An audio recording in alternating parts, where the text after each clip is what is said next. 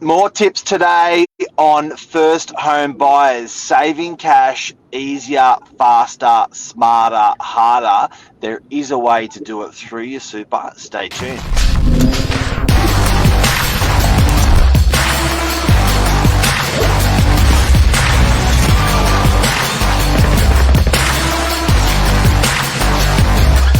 I'm the ringleader, so listen up.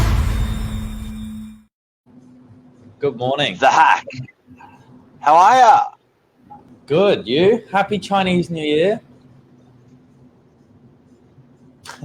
Man, I was walking through Chinatown on Saturday night, and the city was absolutely heaving. It was I bet. heaving. I bet. What is that? I feel like Chinese New Year, everyone gets behind it. More so than even like our New Year. Like you got the carnivals out on the street, food pumping. Just what a sight. Yeah. Like, I couldn't get Darling Harbour. I was in Chinatown, thought I will walk into Darling Harbour. Couldn't get in there. Yeah, right. There was Plenty of people. tens of thousands of people just like crammed in there. Did you see a few dragons roaming? Yep. How's your weekend? Nice. The combination of Love Island and the Australian Open was pretty good, I have to say. It's pretty good. Solid. But yeah, we've got some hacks, got some tips and tricks this morning. Yeah, you know what, the first home buyer stuff, and I'm always saying it's difficult to put your finger on. So we're going through once a week. We're going through a first home buyer item, and this is another one that we're really passionate about. With first home buyers buying with their super, no one knows nothing about it. And we thought today we'll just give that quick little tip. Now, we're not giving out financial advice, but we want to give people out there, first home buyers, breadcrumbs, a little bit on, where to go, what to ask, who to see, and give them a direction to head into with buying in your super. It is you can potentially save 30-40% quicker if buying in your super. What do you know about it, Billy Bob? Well, that's it. I think before you get into the real guts of it, you can't really change maybe at the time your income, or you can't really change what your saving is. But if you can help someone by saving 30% quicker, you're going to get the property, in a 30% quicker in time frame. It's so much easier. And I think a big part of it, if you can avoid some of the tax of your employer basically putting money into your bank account and instead putting it into your super, it's still the same kind of saving. It's still saving for your deposit, but it makes it a lot easier for yourself. And so this is, as I said, one of the breadcrumbs. It is, and I think to understand it, first of all, so if you've just tuned in, we're talking about first home buyers using their superannuation as part of their deposit to purchase a property. Now, as it's sort of generally starting to be widely known, first home buyers can use 5% for a deposit, not have to pay lender's mortgage insurance. We covered that last week. So that means on buying a property for 600 grand, $30,000 is what you need to get together. It's sort of widely known as well. Stamp duty you won't have to pay as a first home buyer, so you're saving a good 20-30 grand on that as well. So it's looking pretty sexy. Now we're about to make it sexier by explaining how the super works. I guess the government's idea behind this is, hey, we know these kids have got wads of cash that we're making them save in their superannuation. They really can't use these wads of cash of this compulsory saving until they get to 65, 70, mature age. And these guys are only 25, 35. So they're saying, why don't we let them use that super? We can quarantine it. We'll make sure we keep an eye on it. but we'll use that cash as a deposit to form part of that 5% deposit. And then in the event of selling it later, it's always going to be quarantined away. So it doesn't mean that you can take that super and run off with it for the rest of your life, but it means you can form it up as securitizing yourself with the banks as a deposit, cash deposit towards your purchase. Yeah. So this is I guess for anything over what the standard contribution is. Now the standard contribution kind of just happens, almost without you even knowing. It's employers pay that on your behalf. Which everyone's pretty fortunate to receive.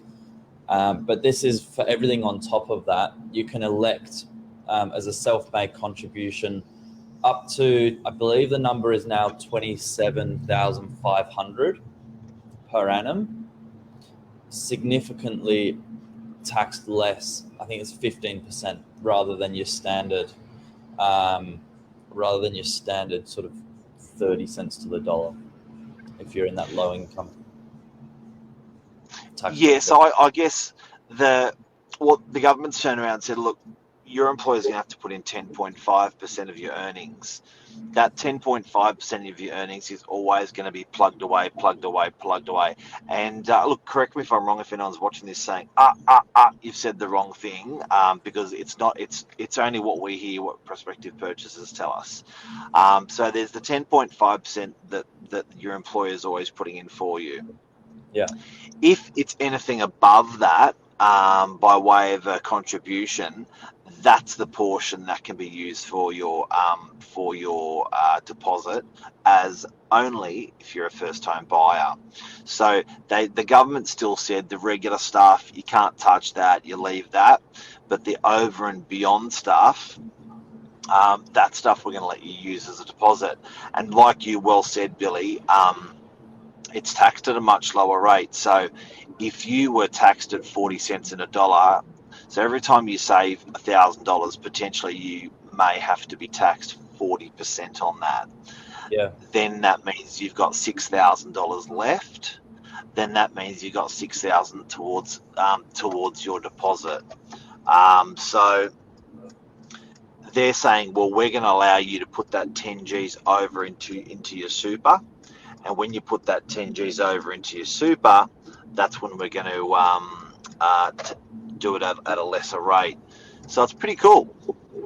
Yeah, I guess the difference we're talking here for even like your low income tax bracket is still talking sort of 50% difference. So it's kind of, tax at it's 15 cents to the dollar versus 35 cents. And then if you're earning more than that, then it's an even bigger difference. I think where we're trying to go with this is, as I said at the start of the show, you can't maybe change anything, but you can't change your income, but you can change the way you save your income.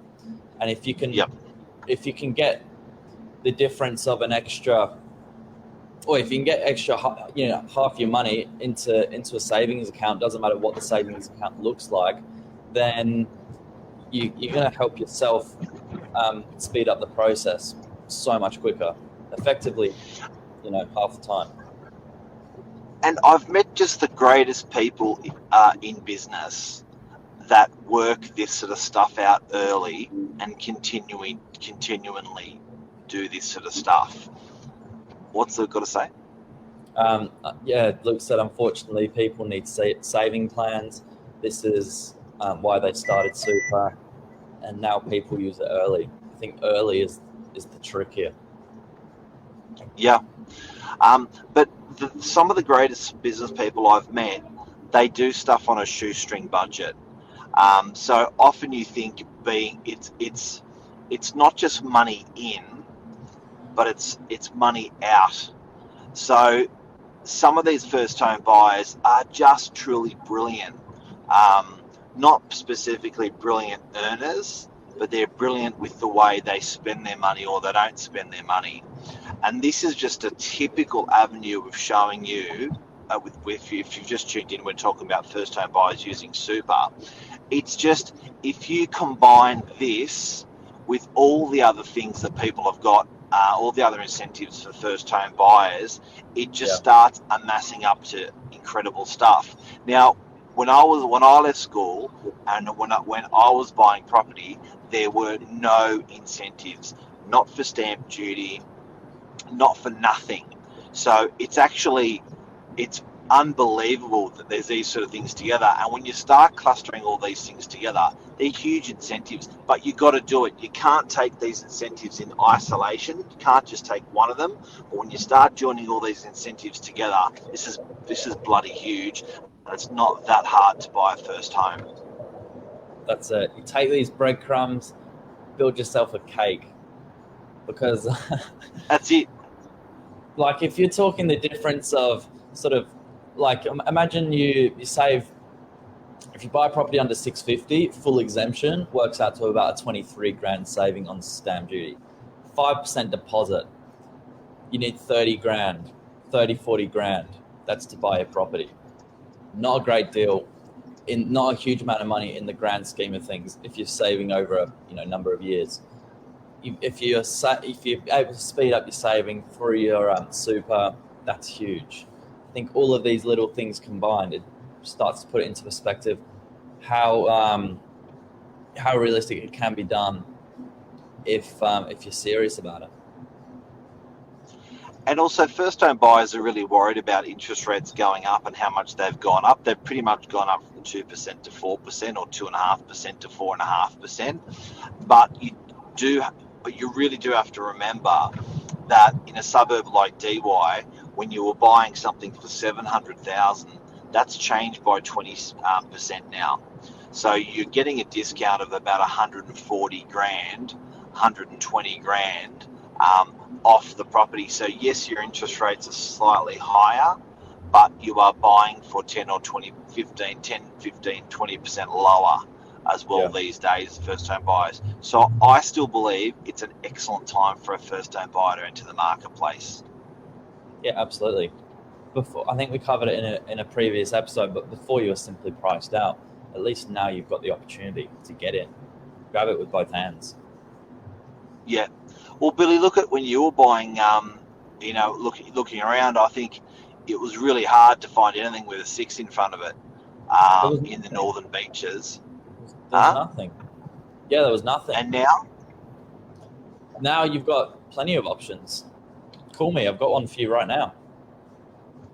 That's it. Thank you. Thanks, legend. Thank you very much. Hey, did you see Ryan Gosling on the Harbour Bridge yesterday morning? Oh, yeah, I watched on the news behind a skip bin. I thought that was pretty cool. Unbelievable. Still not sure how he got away with it, though. But I think it's the first time it's ever happened, but I can't believe they reckon that's going to bring $250 million to the Australian economy. I saw that, and I also saw a lady, like an old lady, where they obviously interviewed her on the side of the street. She was saying, Sydney doesn't need any more promotion. We're already a great city. I disagree. Lisa's just put a quick comment on there saying, check out Saturday's open home numbers. The lead-in stock is exploding with buyers. Yeah. 40. We had two properties that cracked big numbers. One was 44 groups, entry-level house, and an apartment on Wednesday cracked 23 groups. Saturday, I think it was up there in the sort of 30s. Crazy. It's bananas. It's the numbers out there. I hope it's going to translate, push across to prices as well. I think, and again, I've said a couple of times, I reckon we've passed that bottom of the market. I'm saying it now, and Lisa and I were having a chat about it. I reckon November was the bottom of the property market. Yeah, when you reflect back on things like open home numbers, which are kind of your early indicators before you start to see the data pushing through, that's certainly what we see. Fingers crossed. Thanks, guys. Everyone, have a great week. Thanks, Billy. Cheers. Bye.